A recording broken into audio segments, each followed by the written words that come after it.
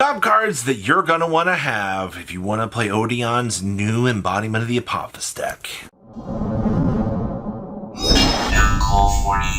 Make sure you guys smash the living crap out of that Argo Star button so you guys don't miss out on more awesome content. So to no surprise here, Argo Star is going to be starting things off here. You know, when you already have an existing theme of trap monsters that are able to kind of capitalize on this stuff, and also, you know, Adra being a very, very strong package for this deck, it's no surprise to see that, you know, these themes would naturally mix together here and actually kind of create a pretty strong backing for this deck. I actually thought it would be Eldritch, but no, the Argo Star stuff actually looks like it was meant to play incredibly well with this. I've already seen a couple cool testing videos out here with people messing around with the idea of, you know, incorporating the Argo Star stuff into this package. And I think that, you know, we've already seen Glorious Adras go up in price because of this. I think Argo Star is definitely going to be the consistent method to go with this. I like what I'm seeing here. Now,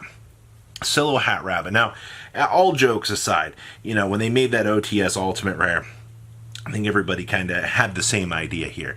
You know, this card is going to be massive. It's going to be a huge piece of this deck. And, you know, it ended up coming to pass that you would need Silhouette Rabbit out here to be one of these cards that would up the amount of play that you would need. Now, the problem here is how many Silhouette Rabbits are you going to need? You know, how tight is your extra deck going to be? You know, are you even going to be worried about touching that extra deck? You know, it's a very strong thing to look at when you're, you know, deciding on how you want to structure this deck and so forth. But Silhouette is an absolutely mandatory piece because, you know, as you're rotating through those Anubis cards or the embodiments, you know, the big negates, the resetting the extra Anubis, they are all very, very strong options that you need. Link Spider. This also goes for any particular monster that you could access that would allow you to link over the Anubis trap cards in general. Because, you know, basically with the summoning requirements on Link Spider, it converts any of the trap cards into an effect monster, which then allows you to be able to link summon and further continue to play the game, which is as important as it actually gets out here, man. Being able to make things like SP are all incredibly important developments for this deck. And, you know, sometimes you just got to get the Anubis trap cards in the graveyard and then be able to reset them off of the big Anubis fusion. I know, I too love being able to reset 3 trap cards and then just, you know, rinse, wash, and repeat on into the next turn. It's actually insane that this was how they decided to fix the deck. The Anubis traps, amazing. Now, Pot of Extravagance is next here. So we go back to the question of how many of these extra deck monsters do you need to be looking at and processing here? Because this is 100% one of those decks that's going to look at Pot of Extravagance and it's going to go, oh yeah, I'm going to want to play this. But then that means you're going to need 3 Silhouette Rabbits, 3 Link Spiders, you know, probably 3 Typhoons, and, you know, those very strong generic extra deck cards to kind of get you places. But if you are able to capitalize and you do see that, oh, hey, you know, we did see the high roll on the Pot of Extravagance, now we're netting on into these resources, oh, well, suddenly this deck is looking a lot better. And I like that a lot. Extra fits so nicely into this. So your question now remains, you know, for all the extra deck cards, how many of each are you going to need if you're playing Extrav? Now, we go back to SP Little Knight here. So, because you're doing Link Spider shenanigans and other things like that, that means that SP Little Knight becomes a spot removal monster for us to have access to, which is good. All right, you're using the embodiment of the swamp deity to do like the global negates and things like that. That's very important. But now you have to find a way to kind of spot removal some of these more problematic monsters. And it's for sure going to have to be probably SP that's going to have to do it. Now, the big thing with this deck is you're going to have to outgrind your opponent, which, I mean, a couple of negates and, you know, some big attack point monsters, still Hat Rabbit controlling the back row. You should have no problem locking your opponent out of, you know, getting them onto top decking mode and then just controlling them from there. I cannot imagine that this would not go too much in your way of things. So we'll give it to them. Next up is Temple of the Kings. This is the original, by the way, not this new treasure stuff that we've got going on here. Temple of the Kings gives you the ability basically to access one of your trap cards that you've set this turn, which, you know, I think that this is going to be pretty important out here. You want to be able to have Temple of the Kings get you access to that second trap monster so that you can, you know, do the very stupid, ignorant plays that this deck is, you know, meant to do. And I think Temple of the Kings is not going to be a problem, man.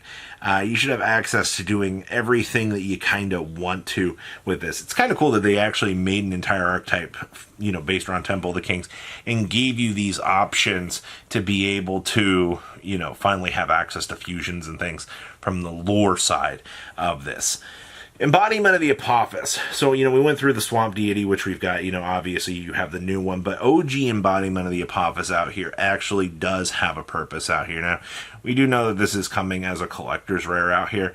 This is going to be mainly a nod to if you're one of those people that preferred the Retro Pack secret rares and things like that. Cool thing is, in the set, it's going to be a rare as it is.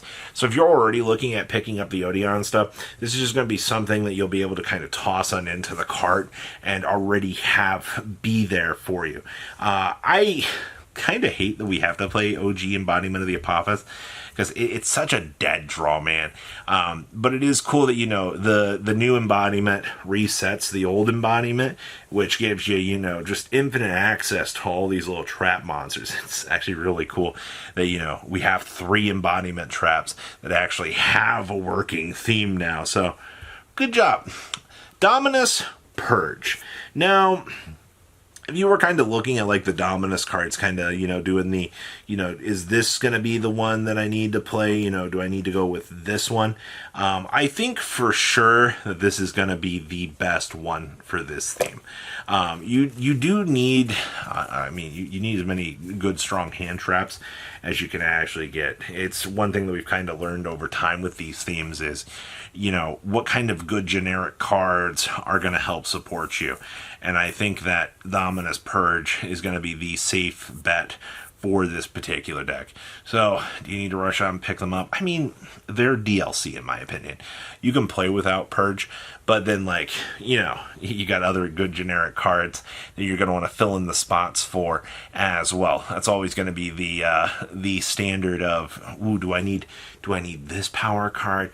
Do I need this power card? Yeah, and then of course, for you anime flavorful people, the Winged Dragon of Ra.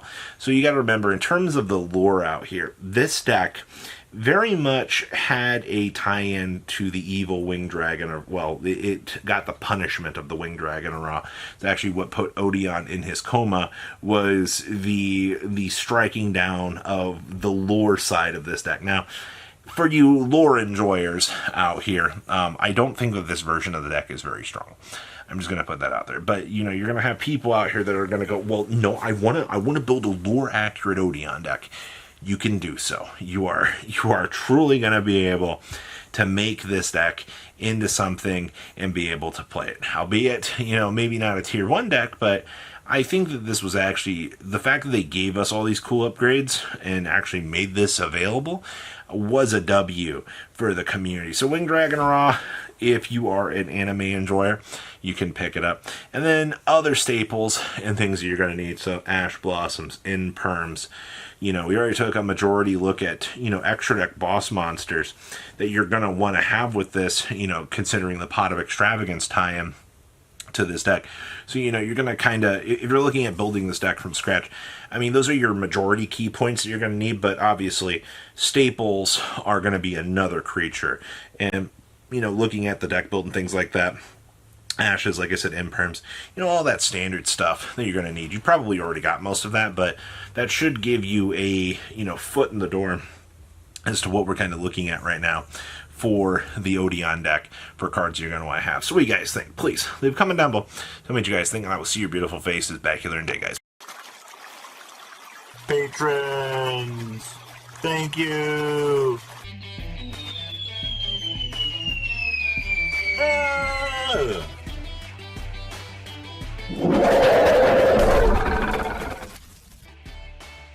Thank you so much for watching. Check out these other videos.